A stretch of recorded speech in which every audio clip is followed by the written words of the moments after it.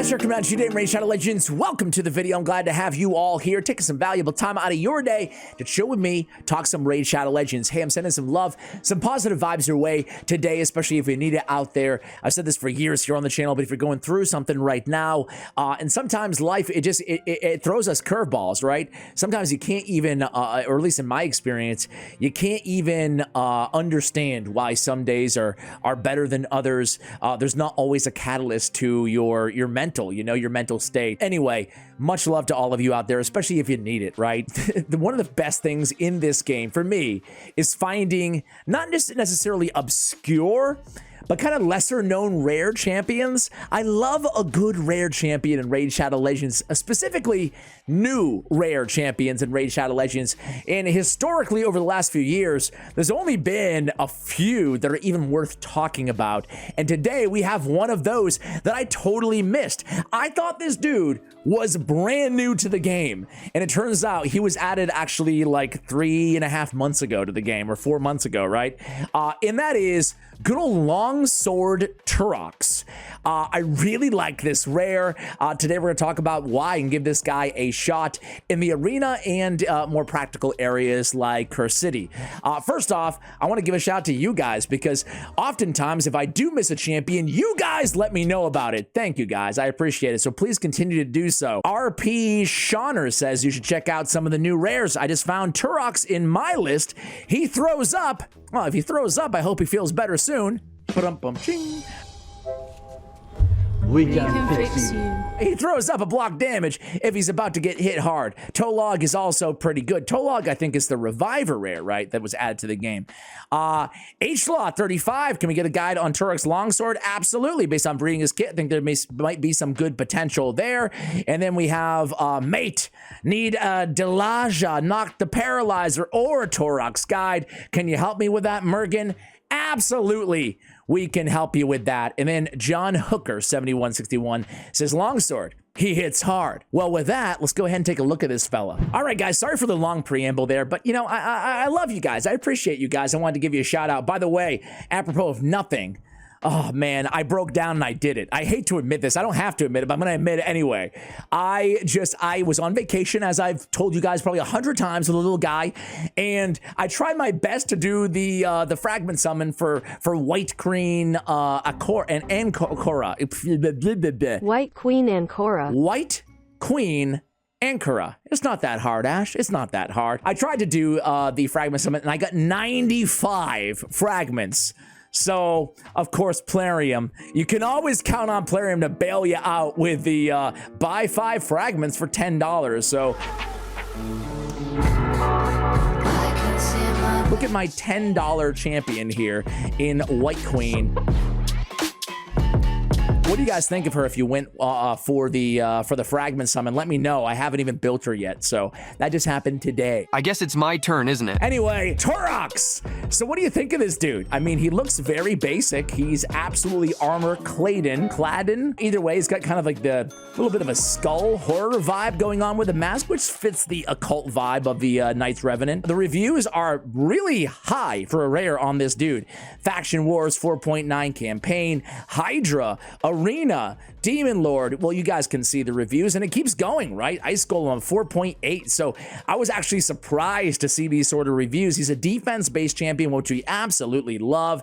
He reminds me a little bit, well, he doesn't remind me of Executioner in all the ways, but he's a defense-based rare who can hit pretty hard, and he has a lot of control in his kit. And I love Executioner. I think he's incredibly underrated in terms of an old school. But Torrux hits a little bit harder, and he's a little bit more unique too. He has a leech on the A1, maybe not more unique, but he's unique in his own way.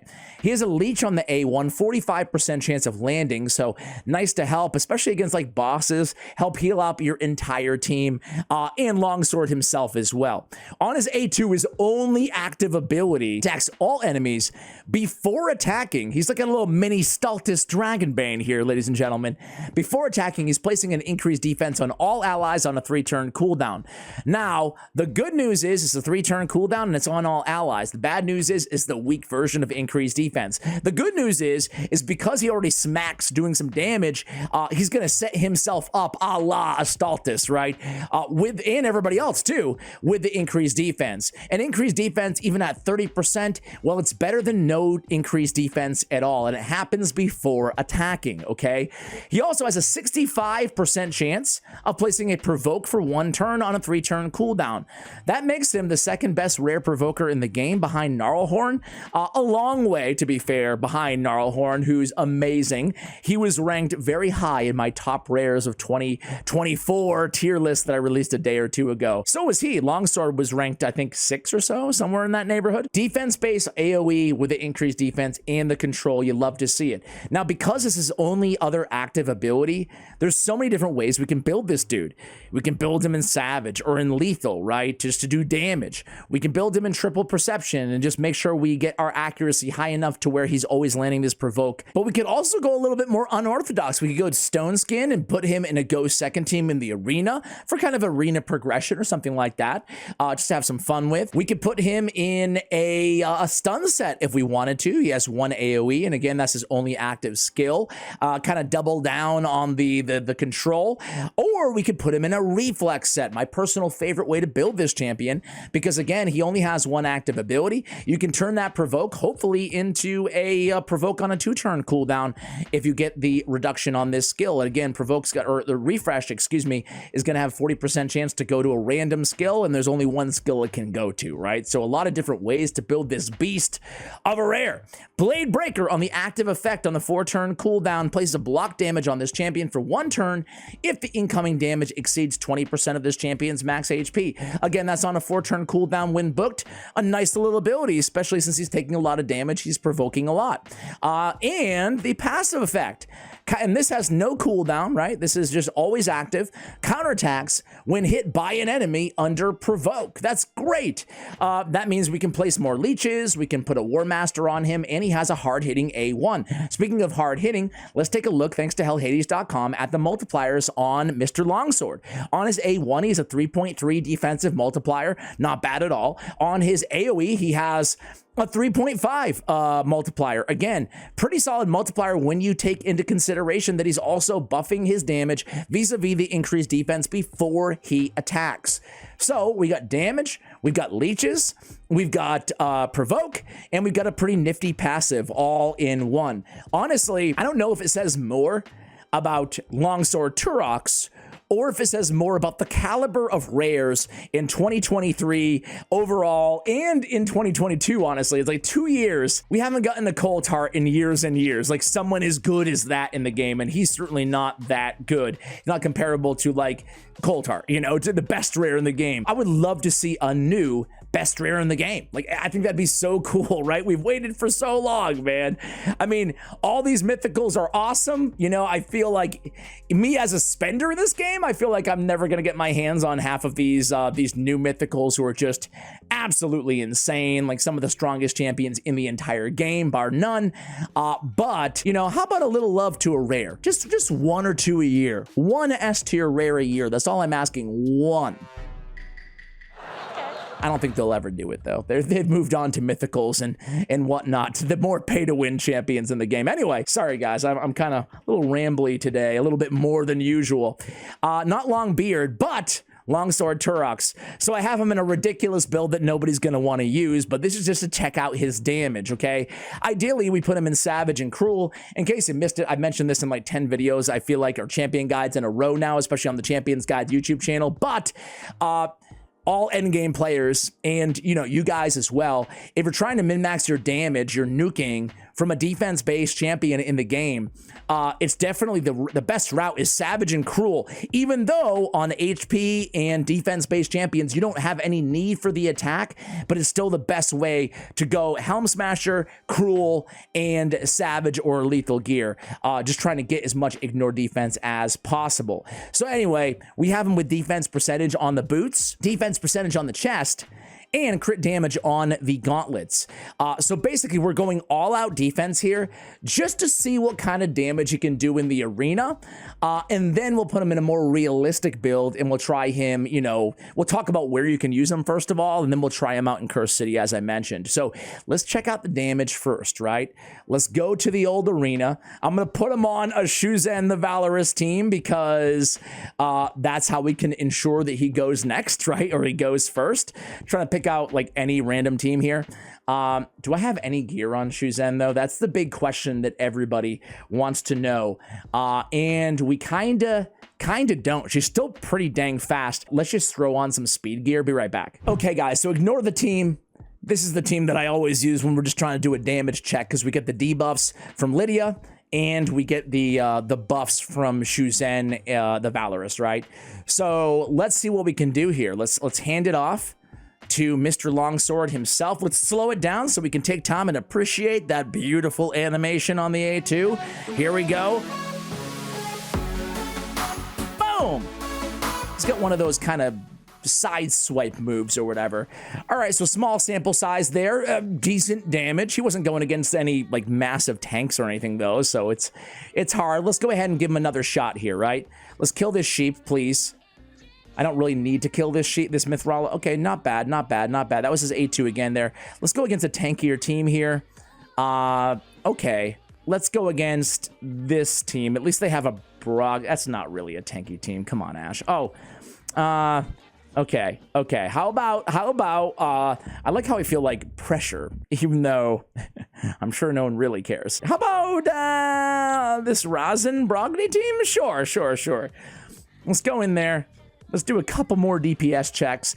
I would say that he has become probably my favorite rare nuker in the game, previously held by, I mean, that's not bad damage. It's not insane, but it's not bad at all, right? Keep in mind, you know, the magic affinity matchup. It's cool that we get the chance to provoke and all that damage on the same ability, right? Let me go. I want to try to find like a Marichka Taurus team or something like that. Actually, this is a really good squad, meaning a good DPS check because they're all defense-based or tanky champions, right? But Marquez, I think that he surpasses Marquez for the best rare kind of nuker. Obviously, I guess if you consider Coldheart a nuker, which I guess she is, right? She'd obviously be number one. But in terms of an AOE nuke that does a ton of damage, better than Marquez, I feel like. I feel like the damage is a little bit better.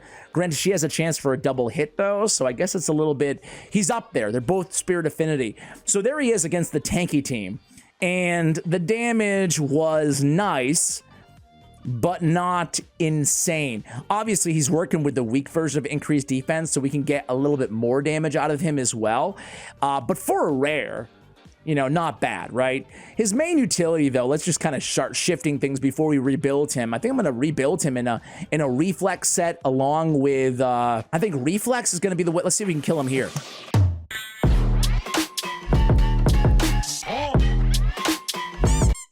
I felt this urge to prove myself, you know, that I was good. Okay, we took out the reviver at least, right? I think reflex is going to be the way to go on this champion, and perception or something like that. So where would we use him outside of, you know, messing around in the arena or, you know, just trying to build a progression arena, go second team or something like that, right? I would say, and if I was going to use him, by the way, on a go second progression arena team, I would probably, like as I said earlier, I would put him in Stone Skin instead. I don't think progression arena players probably have access to a 4-piece Stone Skin and a 4-piece Savage. Maybe you do. Maybe you do. I don't know. Nah, the accessories, they're too hard to get right now. I still feel like that. But maybe in a year from now, maybe, you know? Let me go ahead and rebuild him, and we'll talk about, outside of faction wars, we'll talk about where we could actually get utility out of this dude. All right, guys, so we rebuilt him, as I mentioned, in perception and in reflex. 40% chance reduce a random skill cooldown by 1 turn. We hope that procs because, gosh, what we're going to be focusing on, the dungeon stage, is really challenging in Soul Cross on Cursed City hard. So hopefully you can get the job done. It's actually going to be Longsword Torrux, maybe a Grush the Mangler, and then a bunch of legendaries. So we'll see how we do. I have not cleared the content yet. I wanted to save it for the video. So in terms of the total stats, we kind kind of shifted our priorities. We do look for a little bit of crit rate, crit damage from this champion. We still have him pretty fast, 224, not anything crazy, certainly. Over 3,000 on the defense, 46k on the HP. Tried to get a little bit more HP on this champion. In fact, I did go HP percentage on the chest, even though, frankly, it doesn't scale that well at 15k base. Definitely the downside on this champion is that low 15k on the HP, but again, he is a rare. I did try to allocate as much as I could towards accuracy at 423, plus the accuracy masteries. I decided not to change the masteries that we previously had on him. They work with an arena nuker or wave content clearing. I would switch out Helm Smasher for War Master, though, if I was going to make that adjustment, but I figured we just leave it the same because we're still going to get by and do extra damage against other champions with Helm Smasher anyway. But again, in a perfect world, I would probably switch things over to War Master. On the support side of things, kept it super basic, only 5 masteries here. Picked up the accuracy masteries, along with Evil Eye and Sniper to get a better chance at landing that Leech. You could also probably make a case for coming and grabbing Lasting Gifts if you want to rework things a little bit, and obviously extend the duration of that increased defense, but I think we'll get by just fine. All right, let's do this, guys. Let's do this. So here is, while we're doing this, obviously Faction Wars is going to be first and foremost where you can get utility out of this dude, right? Ninth Revenant Faction Wars isn't the most difficult, but it's not the easiest either out of all the faction wars, or faction crypts, excuse me. And, you know, he's definitely going to be helpful for control and to stay alive there. Moreover, Curse City, right, which we're going to be watching right now. This is Soul Cross, I think stage 13? Nope, stage 20. Yes. All right. So Soul Cross or Curse City in general, anytime he's available, he's going to help out a lot of endgame players, right? Secret rooms. There's a lot of spirit-only rare secret rooms and Doom Tower rotations. He can help you out there in the endgame. Now let's flip it and not talk about endgame and talk about early game and mid game. He's going to be a great option for just kind of control and tanky support in Ice Golem, where the boss can hit pretty dang hard anyway, right? He'll bring that increased defense for your team, as well as some control and damage. He can obviously provoke the minions as well, which is going to be a nice add-on. Where else can we use this guy? Magma Dragon, obviously, right? He can be a good provoker in a reflex set, specifically against Magma Dragon, and Magma Dragon hits really hard, but guess what? He has that block damage that he's bringing to the table as well on his passive. All right, guys, so here we go. We're going against... this is going to be tough, man. We're starting off against War Chief, 2 Coronars, Bambus, and a Snick Track. Let's go in with the Valkyrie Shield. The good news is we do have another great CC champion on the team in Archer Queen. One of the best in the game, I would say, right? They're definitely in the conversation. Probably the best in the game, right? Who am I kidding here? But she's not going to be able to CC everybody all the time. That's why adding Longsword into this team wasn't meant to be, and by the way, Valkyrie, as you can see, is also in a reflex set. I love her in a reflex. It wasn't meant to be, oh, I'm just going to be cute and add a rare to this team that doesn't need him at all. It was actually a lot more than that. It was, I think I'm really going to need him. I need to CC the enemy team as much as possible, so we're going to be counting on his provokes. I don't need to use the heal just yet. Let's go ahead and get an activation there against Bambi, and I don't need to use the provoke just yet, so I'll sit on it and just continue to attack Bambi, I guess, right now, being the lowest health on the team, even though I'm all spirit affinity, so it's going to be a negative affinity matchup no matter what. Coronar, we got to be careful. He's going to counterattack every single time he's hit. He can also provoke my team, which is really annoying. All right, let's go back in with another shield on Valkyrie. My Valkyrie is built for Fire Knight, so she's not ideal for this sort of content. Let's go in there and... Can I land the stuns? I can. Great. She's not built for this sort of content because we're not getting a massive shield from her, right? There we go. Gets a kill there on... War Chief. Cool, cool, cool. Well, let's go in with the A3 here of Grush. Did a tiny, tiny bit of damage. Let's try to get rid of Coronar here. You think it's too soon to A1 cycle? What do you guys think? I don't think so. Let's go against Coronar again. And I think we can just A1 cycle here. Come on, man. Weak hits galore. You know what? Let's use this A2 right now. Boom. Okay, so we land a provoke. More importantly, we get a little bit more damage to definitely justify the decision to go A1 cycle this early on. Actually, I think it was perfect, right? So now, I think everything that we need is going to be off cooldown for the second wave, and things are about to get a lot more challenging here as we go against this freaking ridiculous squad. Korrigar, Double Grazer, Gerptuck, and Conjoined Twin, dude. Ugh. All right, who do you want to target first here? This is ridiculous. Let's go in with the stun. And then clearly Archer Queen. This might as well be the Archer Queen highlight show, right? She is a monster. No, quick, run! Harry! This is between you and me! Let her go! But this team can get super dangerous and get super out of control really, really easily. I think I want to deal with the Conjoined Twin first. So let's, where is he? Dude, they all look this, okay, there he is. I'm like, I can't even see his heads because he's laying down, man. All right, let's go against the Twin first. Now we're gonna come and provoke everybody right now, right? Everybody's provoked, beautiful. Let's go with, let's just keep going after the Twin. We can sit on the provoke. We're gonna use it the next go round. We're gonna use the AOE, the provoke there, right? There we go. It's been what, 2.5 months now or so of Curse City. You know, you guys, is it growing on you? Are you sick of it? How do you feel about it, right? Oh man, that was clutch. She got the extra turn. She's in Relentless, as you can see, Archer Queen. Really coming through in the clutch here.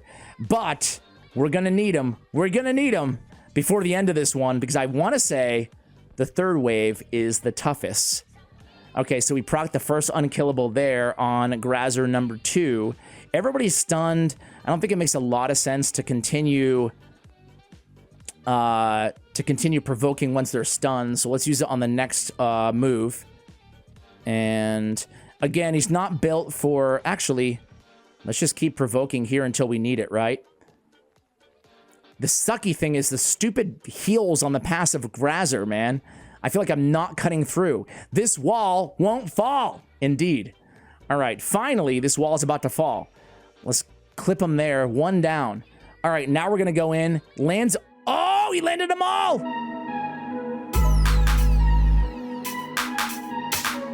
He landed them all. Again, took him a while, but he came in. He came through for me. I'm going to sit now on the... Now we have to sit on the provoke of Archer Queen. Basically, Archer Queen is doing most of the heavy lifting here, and then we have Grush in support, Valkyrie in support, Walking Tomb Dragon in support and damage, and then Control backup in damage out of Longsword. All right, so unkillable on everybody right now. We're counterattacking. We don't need the heal yet. Let's get the burn activation on the Twin and keep trying to deal damage to the Twin here. Now we're going to need that stun. So we can go in there and get a stun on everybody. We can come in, get the A3 of Grush. Now we can get the other Grazer down. Now we can focus on... it's Gerptuck. Who cares? I think we can A1 cycle here. Yeah, there's not enough damage. I'll come back at you guys in the third wave. All right, guys, third wave, here it is. Siphi, double Rotos, UDK, and Necrit the frickin' great. This is ridiculous. All right, so the bummer here is that both Rotoses are gonna be cleansed every time. I can't do anything. I mean, I can stun Siphi, that's great, but that's about it. So let's just come in here and do what we do. Stun, stun, stun. It's worthless to do anything here other than just mindlessly, okay, I need Grush with some more damage, man. This is not going to work out. All right, so we get the block damage finally, right? So he's going to be the, or at least one of the targets. Block damage procs, which is really nice to have. On every double hit, I want to make sure, okay, let's go in A3. Every double hit, we want to make sure we're going after Siphi hard here. We don't need, let's go ahead and activate that burn on Siphi. Let's come in here. What are we dealing with? Provoke, provoke, provoke. And again, provokes only really matter on Necrit, Siphi, and UDK. So we can save it until next go round. Just keep hitting Siphi. Gonna have to deal with, I really could have used that cooldown on Valkyrie's shield. Okay, boom, boom. Not bad, not bad, not bad. Okay, okay, okay. Everything's good. Everything's good right now. Now we get the big shield. Now we're protected from rotos for a little bit longer. Now we come in here and try to land. We landed on Necrit only. And again, I didn't notice if there were resists or if they just didn't land. 65% isn't that bad, but it's obviously not 100%, is it? And you know, sure, I'm showing, excuse me, end-game content here where he's kind of in a support role. But what I really can't wait for, and it's just not on this rotation, otherwise I'd show it, is him in a starring role, a leading role in some rare-only content as well. All right, so now we're looking pretty good. Let's go in here and reapply some CC. Let's go in A2. Siffy's finally getting there, and we're going to get the job done, I think. I don't want to speak too soon. You never freaking know when you're going against two Rotuses and a Siffy the Lost Bride, do you guys? All right, so Rotus starting to hit a little bit harder here against our poor star of the show. How dare he? Better not kill him, man. All right, land some provokes for us because we have a sleeping beauty over here in Archer Queen. Okay, she was woken up. That's fantastic. UDK is down, and we do have a Siffy provoked from Longsword. So let's go in. Now we can actually choose our target, and obviously we're going to go for Siffy the Lost Bride. So let's go A3, get some heals on Longsword. Let's get a shield up. Siffy's almost dead. Let's A3. Oops. Didn't mean to A3 there, but it's okay. Let's go A2. And okay, it's game over now. It's game over. We can go on auto. So guys, I mean, I don't know. Again, to be fair, I don't know if it was the best area to showcase him, but he was definitely helpful. He stayed alive. He did a little bit of damage, not a ton of damage. Obviously, Walking Tomb Dragon is going to be the damage goat on this squad with all those burns, right? But he did damage. He was able to stay alive. He's actually been a good Rotos kind of tank target here, awkwardly, right? Especially with that block damage passive. Just be careful because Rotos will ignore the block damage on Fated Destruction. But you know, it's been working out, I would say. So yeah, man, he's not my favorite rare in the game. I do think he's a top 10 rare. What about you guys? Let me know what you think in the comments below. We can wrap this one up shortly. Again, he takes another big hit from that level 270 Rotos.